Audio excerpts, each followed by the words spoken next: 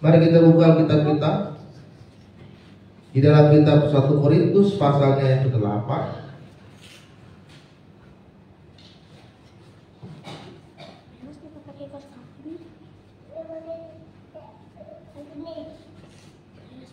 Ayat yang ke-8 sampai dengan ayatnya yang ke-10. Sekali lagi di dalam kitab 1 Korintus pasal yang ke-8 ayat ke-8 sampai dengan ayatnya yang ke-10. Demikianlah firman Tuhan. Makanan tidak membawa kita lebih dekat kepada Allah. Kita tidak rugi apa-apa kalau tidak kita makan, dan kita tidak untung apa-apa kalau kita makan. Tetapi jagalah supaya kebebasanmu ini jangan menjadi batu sandungan bagi mereka yang lemah. Karena apabila orang melihat engkau yang mempunyai pengetahuan sedang duduk makan di dalam kuil berhala, bukankah orang yang lemah hati nuraninya itu dikuatkan untuk makan daging persembahan berhala? Saudara terkasih dalam nama Tuhan Yesus, tema firman Tuhan pagi hari ini yang saya ingin bagikan untuk kita semua yaitu jangan menjadi batu sandungan bagi orang lain. Jangan menjadi batu sandungan bagi orang lain. Apa sih yang dimaksud dengan batu sandungan itu, saudara? Seringkali kita mendengar bahwa orang berkata, jangan jadi batu sandungan. Jangan menjadi batu sandungan di keluarga, di sekolah, dimanapun kita berada. Jangan kita menjadi batu sandungan. Jadi maksud dengan menjadi batu sandungan di dalam 1 Korintus ini adalah bagaimana hidup kita ini membuat orang lain itu semakin jatuh hidupnya, baik secara rohani maupun secara rohani.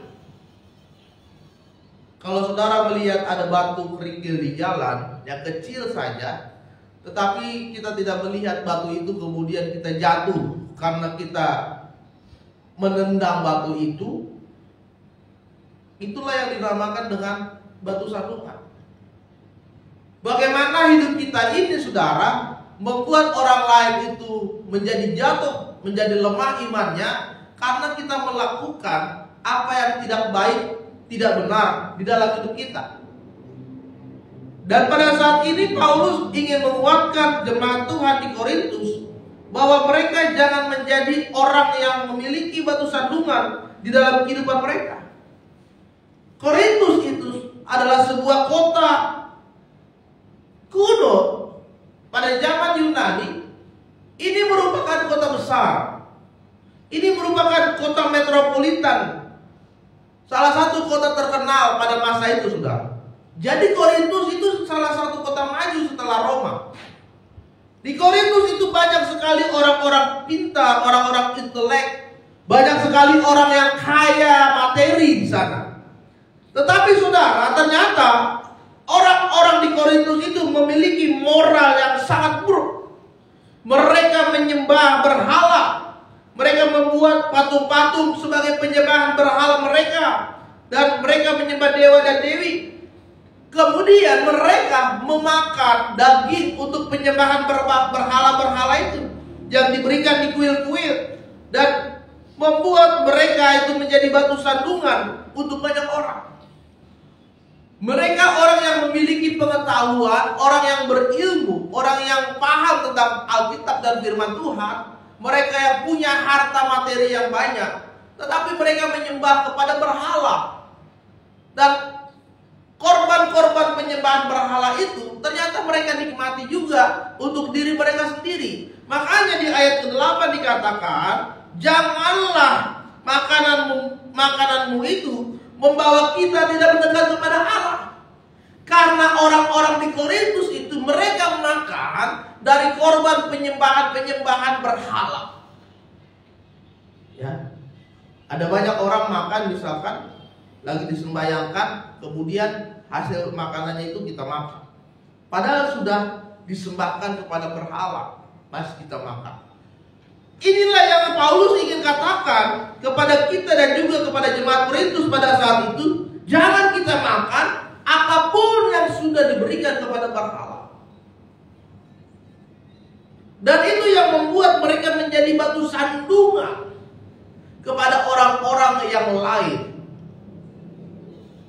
Saudara, apa sih yang menjadi batu sandungan kita kepada orang lain? Kadang orang melihat kita, wah dia kok sudah aktif pelayanan, dia sudah rajin ke gereja, tapi kok kelakuannya masih seperti itu ya? Masih suka kata kasar, masih suka ngomong kotor, masih suka ngejelekin orang, masih suka menghina orang, ya kan? Merasa dia sombong dan tinggi hati, nadanya selalu tinggi, ya. Itu jadi batu sandungan di dalam diri saudara kepada orang lain, sehingga saudara tidak menjadi berkat atas hidup saudara, sehingga orang lain tidak merasa diberkati dari hasil pelayanan saudara selama ini di gereja dan dimanapun. Dan orang menganggap ternyata pelayananmu itu sia-sia karena hidup saudara tidak sesuai dengan pelayanan yang saudara lakukan setiap hari Minggu. Hidup saudara tidak sesuai dengan kesetiaan saudara ibadah di gereja, sehingga engkau menjadi batu sandungan bagi banyak orang. Sehingga orang lain itu merasa imannya lemah. Oh, dia aja yang rajin ke gereja, dia aja yang suka pelayanan, hidupnya begitu, apalagi saya. Dan hidup saudara tidak menjadi berkat untuk banyak orang. Oleh sebab itu, saudara yang terkasih dalam nama Tuhan Yesus, hari ini kita mau belajar supaya kita jangan menjadi batu sandungan untuk orang lain, ya. Membuat orang itu merasa tidak diberkati karena kehidupan kita saat ini, membuat hidup kita ini malah menjadi bahan untuk mereka semakin jauh dari Tuhan. Hari ini kita mau belajar bersama-sama apa yang akan kita lakukan supaya kita tidak menjadi batu sandungan untuk orang lain.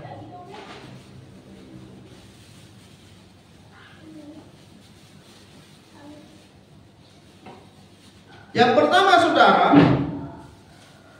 yang harus kita pelajari bersama-sama pagi hari ini supaya kita tidak menjadi batu sandungan untuk orang lain. Yang pertama adalah kita harus menyadari bahwa kita adalah manusia yang terbatas. Ya. Kita harus menyadari bahwa kita ini adalah manusia yang terbatas. Sehingga dengan keterbatasan kita itu, kita tidak merasa sombong, kita tidak merasa tinggi hati, ya. Kita malah membuat orang itu lebih rendah dari kita.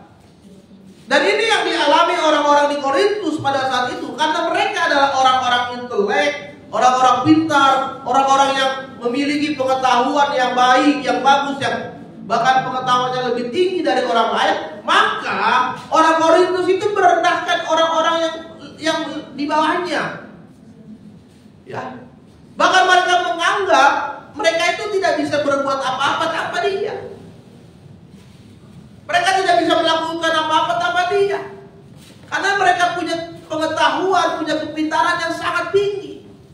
Jadi itu yang membuat orang-orang Korintus ini menjadi batu sandungan.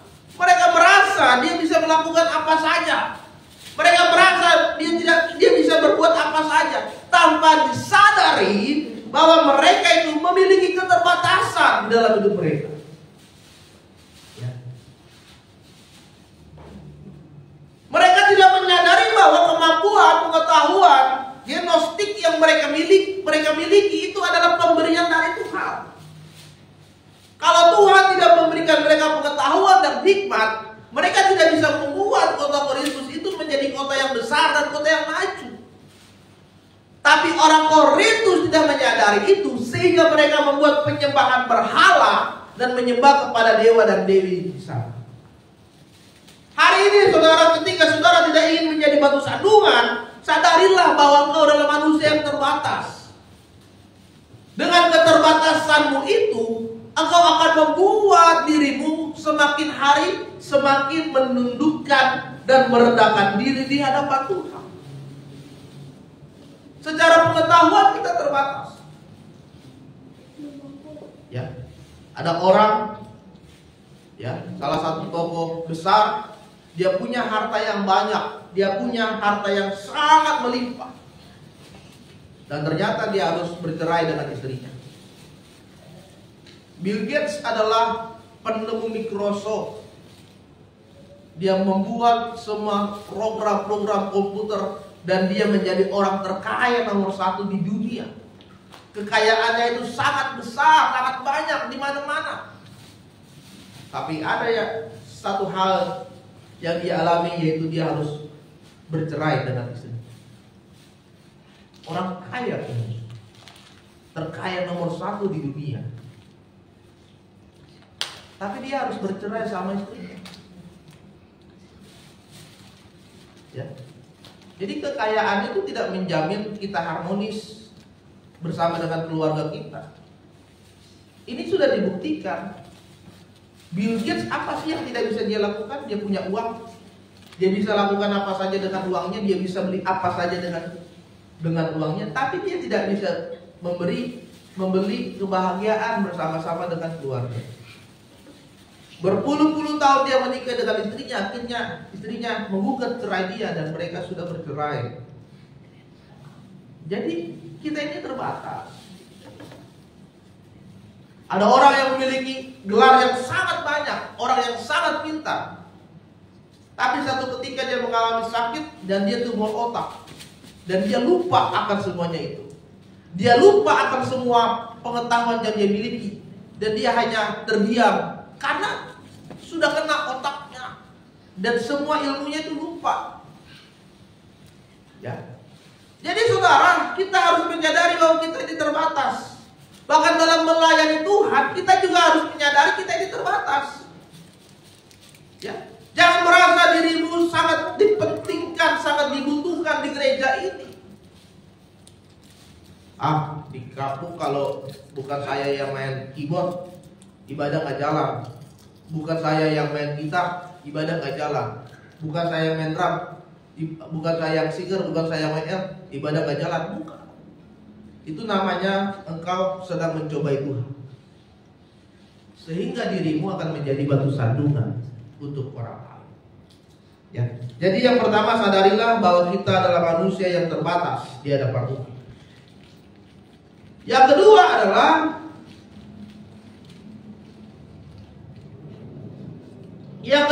kita harus percaya bahwa Tuhan itu adalah Allah yang berkuasa. Ya. Tidak ada Allah lain yang hidup di dunia ini selain Tuhan kita Yesus Kristus. Oleh sebab itu tidak ada lagi berhala di dalam hidup saudara, dan berhala itu akan membuat saudara mati bersama dengan penyembahan berhala itu. Baik makanan, baik penyembahan apapun, kalau sudah dipersembahkan kepada berhala, hidupmu akan mati. Karena engkau sudah mendukakan Tuhan, karena engkau sudah tidak lagi percaya Yesus, karena engkau sudah tidak lagi pengikut Yesus, engkau percaya kepada kuasa kegelapan, engkau percaya kepada berhala itu, dan engkau mengikut apa yang menjadi engkau sembah di dalam keberhalaanmu. Yang kedua, kita harus percaya bahwa Yesus itu adalah Tuhan yang berkuasa, sehingga pengharapan kita itu hanya kepada Dia sebagai Tuhan dan Juru Selamat di dalam hidup kita. Ya. Ada banyak kesaksian. Kalau saudara bisa lihat di YouTube, akhir-akhir ini banyak sekali artis yang bersaksi kehebatan dan kemahakuasaan dari Tuhan kita Yesus Kristus. Ya. Ada artis yang sudah dia menjadi pengikut aliran sesat, dan dia sudah banyak sekali iblis di dalam dirinya. Tetapi pemimpin dari aliran sesat ini sangat takut ketika dia berkata Yesus itu Tuhan. Sampai dia marah sekali dan berkata, jangan sebut nama itu sekali lagi, karena Dia yang berkuasa. Kami saja takut kepada Dia. Ini nyata, dia kesaksian. Ya.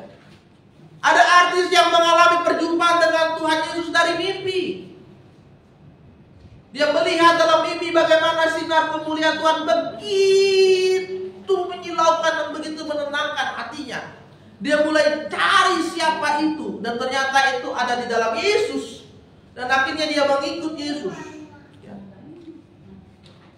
Dia dihakimi keluarganya, dia diusir dari rumah, tapi dia tetap ikut Yesus sampai sekarang. Jadi mereka percaya bahwa Yesus itu adalah Tuhan yang berkuasa. Apalagi kita. Mulai dari kecil kita sudah ikut Tuhan sampai sekarang. Jangan sekalipun engkau meragukan yang namanya kuasa Tuhan Yesus. Amin.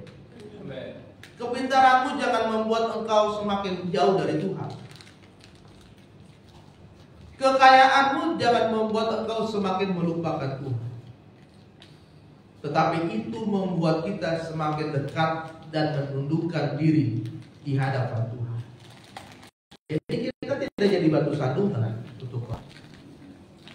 Dan yang terakhir saudara, supaya kita tidak menjadi batu sandungan untuk orang lain, yang ketiga adalah kita harus berhikmat dalam menggunakan pengetahuan kita. Ya. Kita melihat bahwa banyak orang-orang yang lemah imannya, dikatakan tadi, karena orang yang melihat engkau punya pengetahuan, sedang duduk makan di kuil berhala, membuat orang itu menjadi lemah hati. Ya. Orang itu menjadi lemah hati. Karena apa? Kita tidak memiliki hikmat dalam menggunakan pengetahuan atau apapun yang Tuhan telah berikan dalam hidup kita. Kita ingin dilihat oleh banyak orang.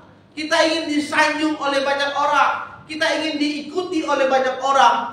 Tapi kita tidak berhikmat. Sehingga itu yang membuat kita menjadi batu sandungan. Ayat 11 berkata, jangan jadi orang yang lemah untuknya, karena engkau akan menjadi binasa karena pengetahuanmu. Ya.